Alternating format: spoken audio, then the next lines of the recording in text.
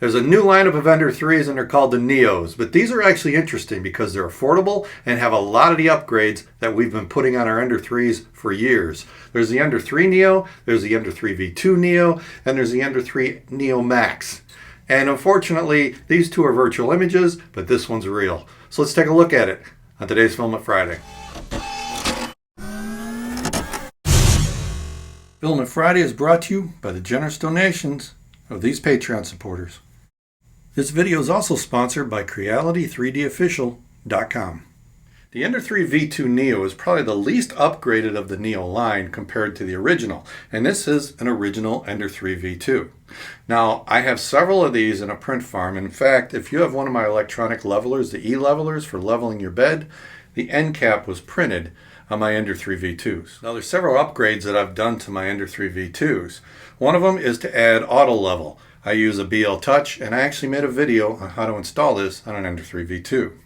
I also put a Slice Engineering heat break because the PTFE tubing goes all the way down to the nozzle. This lifts it off and you get much better printing. I did a video on how to install this as well.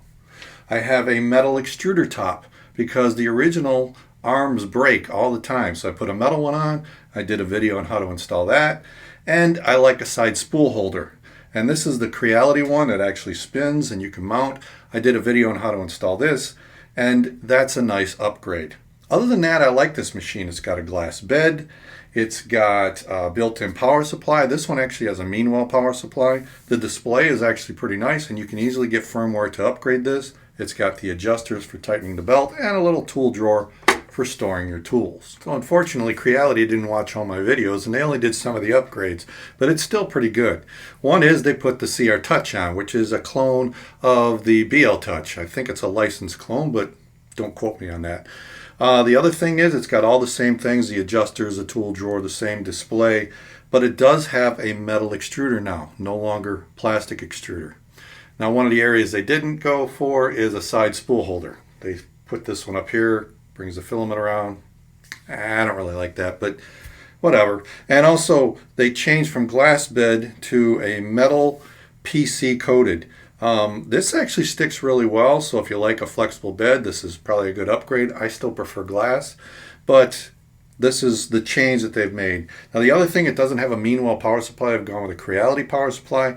I don't think that's a big deal, to be honest with you. I've never had a power supply fail on any of my machines, but it does have a Creality power supply, which I think is to help keep the cost down.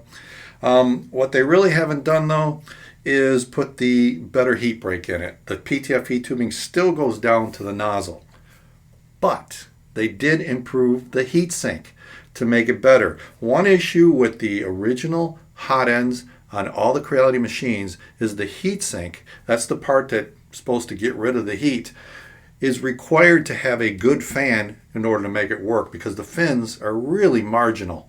So what did they do here? They made the fins bigger. Let me show you a close-up.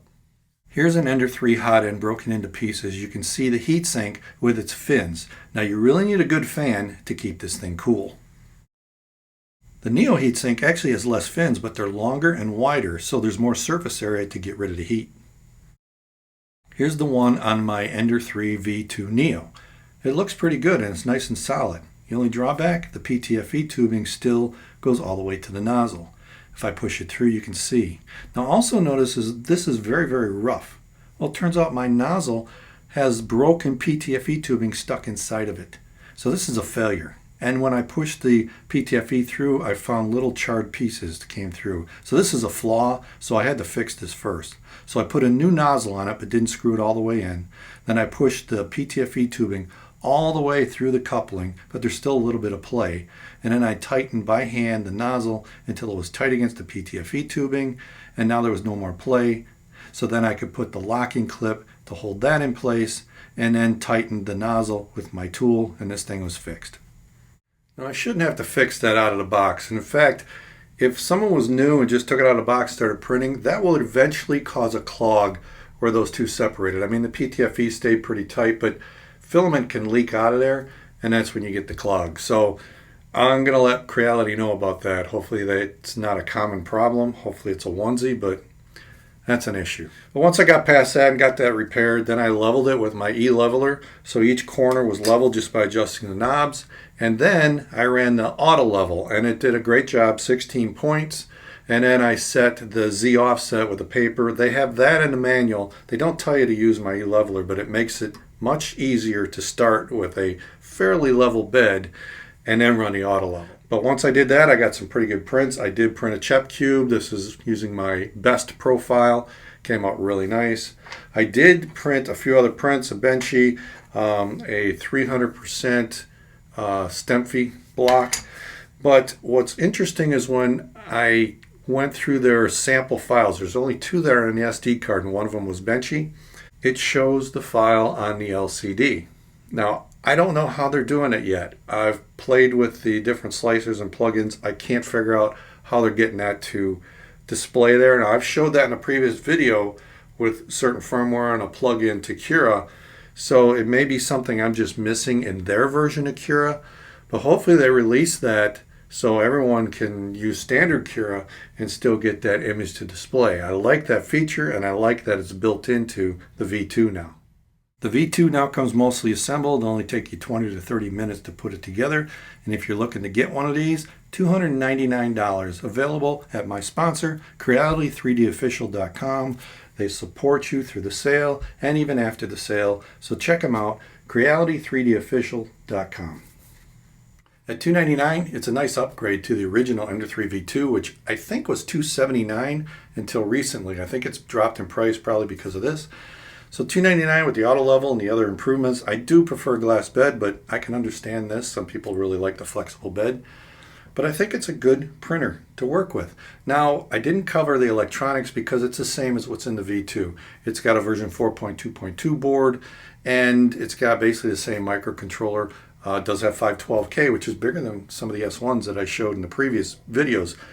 So that's about, everything else is about the same on the V2. So it's basically auto level with a few other features, the metal extruder, and it's not bad. But where this Neo series really starts to get exciting is when I look at the Ender 3.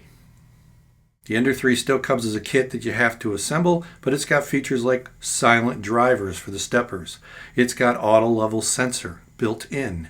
It's got a glass bed and stronger springs than the standard Ender 3. It's got this new heatsink that I talked about, and all for $219 at Creality3dofficial.com. So if you're looking to get one of those, check them out, Creality3dofficial.com. Overall, I like what Creality has done with this Neo line. This should become their base line.